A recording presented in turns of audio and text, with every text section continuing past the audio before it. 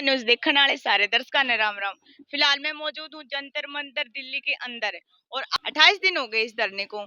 तो अब आप सरकार से मतलब क्या अपील कर रहे हैं और पूरी नहीं हो रही आपकी मांगे अभी तक, तो आगे का क्या फैसला है? देखिए बेटी, ये बड़े दुर्भाग्य की बात है। जब हम खेत बार लगाते हैं खेत के लिए, और वो बारी खेत को खाने लगे, तो फिर कैसे काम चलेगा? इनको बनाया था, इन्होंने झूठ बोला, हम ये करेंगे, हम वो करेंगे। जब इन्होंने सारे गुंडे अंदर बैठा लिए, तो बताइए, ये तो हमारी इंटरनेशनल खिलाड़ी है, विदेश तक जिन्होंने हमारा हिंदुस्तान का तिरंगा फहराया।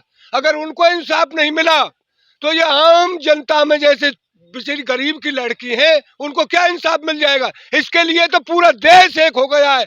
हरियाणा पंजाब की नहीं, पूरा भारतवर्ष एक होगा और इन अन्यायियों को जवाब मिलेगा। ये अन्यायी, इनको शर्म नहीं लगती। वो कहता है जुर्मी, जब कोई जुर्म करता है तो शांत तो रहता है, भाई मुझ पर जुर्म लग गया और मैं शांत रहूं। वो कहता मैं क्या सलाजीत की रोटी खाता हूं? और मुझसे मोदी, अमित शाह और वो कह दे, वो अध्यक्ष है उनका नड्डा, तो मैं इस्तीफा दे दूंगा। अरे ऐसे काम नहीं चलेगा। उनको भी चोरी में शामिल है वो, इनको जवाब देना पड़ेगा। ये पूरे देश की शान है ये लड़की, और हर लड़की जो भारत में जन्म लिया है, हर लड़की शान है। और गंदे आदमी ही वो तो कभी तो जल्लूस निकाल रहे हैं, कभी कोई, उनको शर्म नहीं है। जो बेशरम आदमी होते हैं, उनको भारत की बहन बेटियों से क्या मतलब है? मोदी ने ये कहा था बेटी बचाओ बेटी पढ़ाओ, और हरियाणा में सबसे पहले हरियाणा की बता रहे, वहां कहा, और हरियाणा की बेटियों को ये इंसाफ नहीं मिल रहा, तो क्यों दिया हरियाणा में जाकर ये भाषण?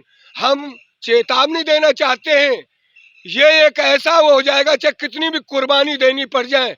हमारे जो देश आजाद किया, सरदार भगत सिंह और वो बेचारा चंद्रशेखर आजाद, ये जितने शहीद दी उन्होंने, इसलिए दी थी कि हमारा भारत ऐसा बने, यहाँ गरीब अमीर की जो खाई है वो पट जाए, सबको न्याय मिले, और सब एक सूत्र में बंद कर रहे हैं। इनके पास है क्या?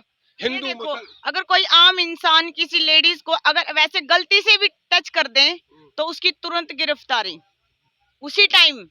लेकिन आज हमारी जो खिलाड़ी है 28 दिन हो गए और अब तक कुछ नहीं हुआ उनके। देखिए, कानून ये गरीबों के लिए है। इस हिंदुस्तान में दो कानून बन गई हैं। एक गरीबों के लिए अलग कानून है, उसका मकान तोड़ देंगे बुलडोजर से, उसके घर वालों को उठा लेंगे, उसके रिश्तेदारों को उठा लेंगे।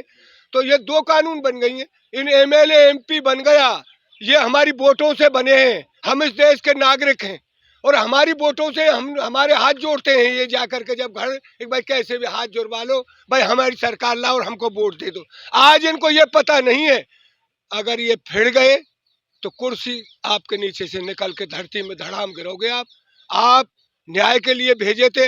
अब जब हमारे इस भाई ने भी कहा, मनमोहन सिंह प्रधानमंत्री, पूरे वर्ल्ड भारत में तो सबसे पढ़ा लिखा प्रधानमंत्री बने मनमोहन सिंह जी, जिन्होंने देश की अर्थव्यवस्था को नीचे से ऊपर उठा दिया। उनको तो कहते थे मोनी बाबा, और आप ऊट पटांग बोलते हो, झूठ बोलते हो, और जब बात आई है इस पर आप मौन बैठे हो।